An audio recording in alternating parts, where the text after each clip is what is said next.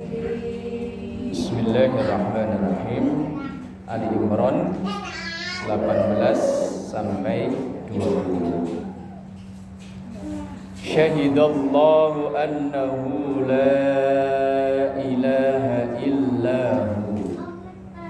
Syahidallah, Allah memproklamirkan, mempersaksikan, annahu, sesungguhnya Allah, la ilaha illa huwa, bahwa tidak ada zat atau Tuhan yang patut disembah illa, kecuali huwa, dia yang dimaksud adalah Allah.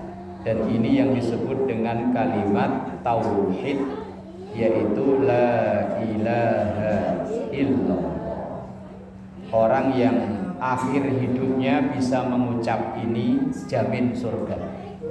Man akhiru kalamihi la ilaha illallah dakhalal jannah. Cuma kan tidak semudah di sinetron Indosiar ya. Kalau sinetron Indosiar itu biasanya ada orang nakal. Dari awal sinetron mulai nakal, begitu sinetron mau habis tobat. Begitu tobat mantri tabrak truk, dipanggo sama maknya langsung la ilaha illallah. Tapi kalau di dunia nyata nggak gampang. Lah orang yang terlatih tiap hari baca la ilaha illallah saja belum tentu ketika akhir hayatnya bisa mengucap itu, apalagi yang tidak terlatih. Harapan kita kan kita tiap hari ini kan latihan. Setelah selesai sholat, wiridan, di sela-sela wirid itu kita baca afdhalul dzikri la ilaha illallah.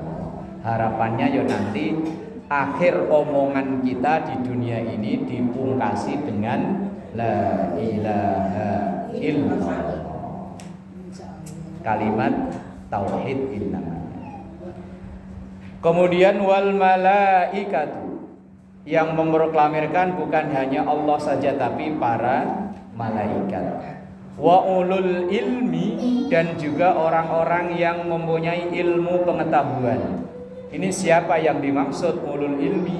Pertama Rasulullah, kedua para sahabat, terus tabi'in, para ulama, para guru-guru kita.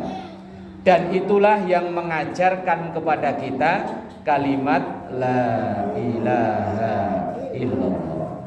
Kan kita taunya dari guru-guru kita. Ya, guru-guru kita taunya dari para sahabat taunya dari Rasulullah taunya dari malaikat taunya yang mengabarkan, yang mengajari itu adalah Allah Subhanahu wa ta'ala. Itu urutannya seperti itu. Awalnya dari Allah, kemudian malaikat, kemudian ulul ilmi. Lah ulul ilmi itu maksudnya ya Rasulullah, para sahabat, kemudian generasi sesudahnya, terus sampai ke kita. Yang Allah itu qaimam bil qisti, yang teguh atau yang tetap dalam keadilan. Allah Maha Adil. Cuma kadang ada yang protes, adil gimana Pak? Wong saya nyatanya ya hidupnya miskin. Kok si Ono kayaknya nggak pernah ibadah, kok hidupnya kaya raya. Sementara yang ibadahnya tekun kok malah miskin. Padahal sholat duhanya rajin, baca waqiah tekun, terus wiridan yang ya Ghaniyu ya Hamid, ya Mubdi'u ya Mu'id, rajin tekun lah, kok hidupnya miskin terus. Sementara ada orang yang nggak pernah ibadah, kayaknya kok rezekinya banyak, sugih. Lah di mana letak keadilannya Allah? Lah justru yaitu Allah menciptakan ada yang kaya, ada yang. Lah kalau coba kaya semua, siapa yang mau jadi sopir angkot? Duitnya udah banyak, ya. Lah ngapain jadi sopir angkot? Lah kalau semuanya jadi orang kaya, lah ibu ke pasar ya repot, nggak ada yang jualan. Lah ngapain jualan? Duitnya udah banyak. Lah iya.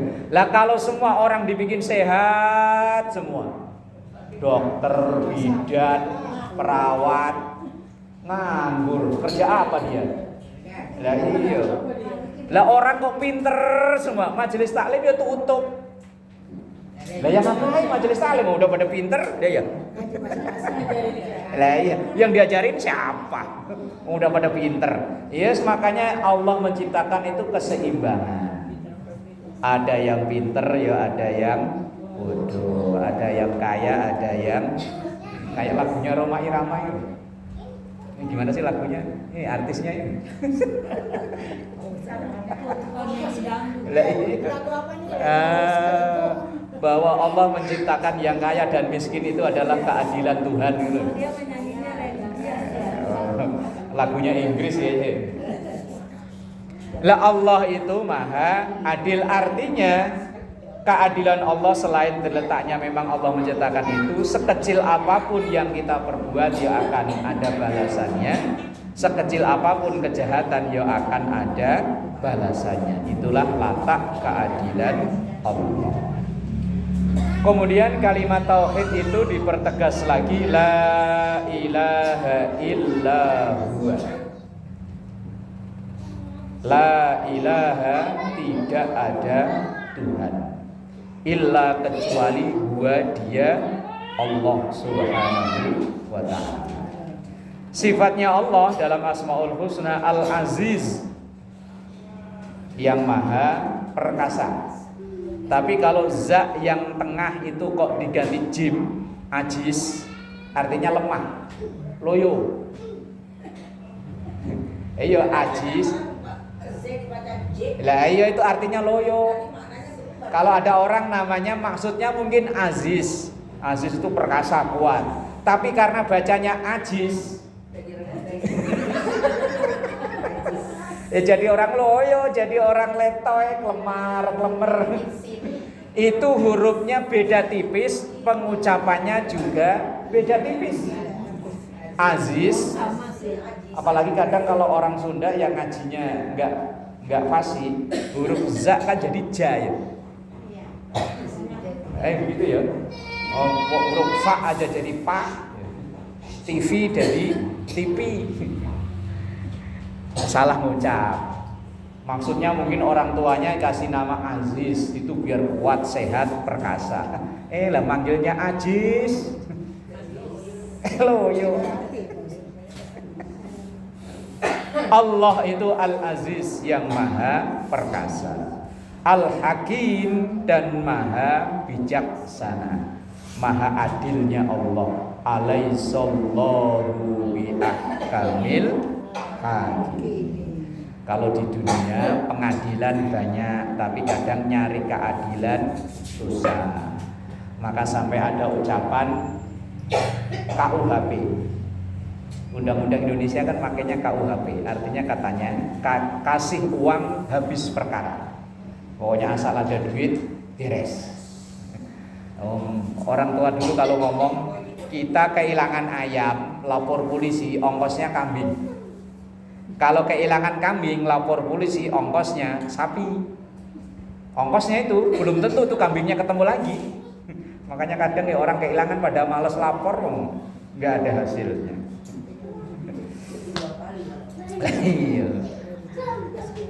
Inna dina indallahil Islam. Inna dina, sesungguhnya agama, indallahi, yang diridhoi di sisi Allah, al-Islamu, Islam. Ya alhamdulillah kita terlahir dari orang tua, bapak emak Islam. Ya alhamdulillah kadang ada yang karena hal-hal tertentu yang dulunya bukan Islam jadi Islam. Dan harapan kita sampai akhir hayat kita, amitna ala dinil, itu baca nama Ratibul Hajat ya. Yang amitna ala dinil Islam, depannya apa itu? Enggak, yang Ratibul Hajat itu. Biasa baca Ratibul Hajat enggak? Kayaknya ada itu, amitna ala dinil Islam. Ya Allah, matikan aku dalam keadaan Islam. Wala tamutunna illa wa antum muslimun. Wa mahtalafal ladzina utul kitaba illa min ba'di ma ja'ahumul ilmu baghyan bainahum. Wa ma dan tidak ikhtalafa saling bersilang sengketa, berbeda pendapat. Alladzina orang-orang utul kitab yang diberi kitab. Maksudnya ahli kitab dulu yang dimaksud ini orang Yahudi dan Nasrani. Illa kecuali mim ba'di ma ja'ahumul ilmu, telah datang kepada mereka ilmu pengetahuan. Orang-orang ahlul kitab mereka saling silang sengketa, saling beda pendapat setelah mereka banyak belajar. Tapi ya sampai sekarang orang yang eyel-eyelan itu biasanya ya malah orang yang pinter-pinter. Orang yang enggak pinter itu nurut aja, iya. Kalau dibilangin nggih, ngestokaken. Tapi kalau orang pinter kan ngeyel aja. Sampai timbul perbedaan pendapat itu kan ya gara-gara orang pada pinter-pinter. Di TV yang ribut geger terus itu kan yang orang pinter-pinter ya. Yang orang bodoh-bodoh mah pokoknya sono ikut sono. Sini. Ditawarin ayo ikut ijo, ikut kuning. Wes gak banyak mikir. Lah kalau orang yang pinter-pinter dipikir kadang disuguhin air aja mikirnya lama. Disuguhin air. Ini air mengandung apa ini? Ini mengandung zat apa ini? Oh, mikir. Kalau kita orang bodoh-bodoh nggak banyak mikir, pokoknya aus disuguhin air, minum. Baghyan bainahum, tapi kadang juga ada orang berbeda pendapat, eyel-eyelan itu didasari karena kedengkian. Bagian itu dengki, iri, hasud. Orang iri itu kalau bahasa orang bojong SMS.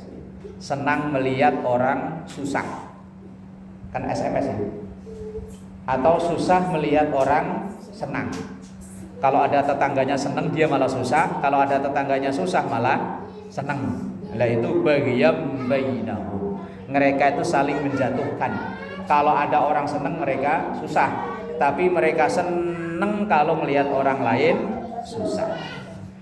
Wa may yakfur bi ayatillah, dan siapa yang mengingkari, mengkufuri bi ayatillah dengan ayat-ayat Allah, fa innallaha, maka sesungguhnya Allah itu sari'ul hisab, sangat cepat hitungannya, balasannya. Balasan Allah pasti datang. Tapi kapan, Allah yang maha tahu. Orang-orang kufur, orang-orang ingkar pasti akan menerima balasan dari pilihannya itu. Tapi kapan, ya lagi-lagi wallahu a'lam bishawab. Kemudian fa'in hajjuka, lah kalau orang-orang yang didakwai, orang-orang yang kita ajak itu hajjuka, ngeyel, ngajak debat, ngeyel, nentang. Fakul, maka katakanlah.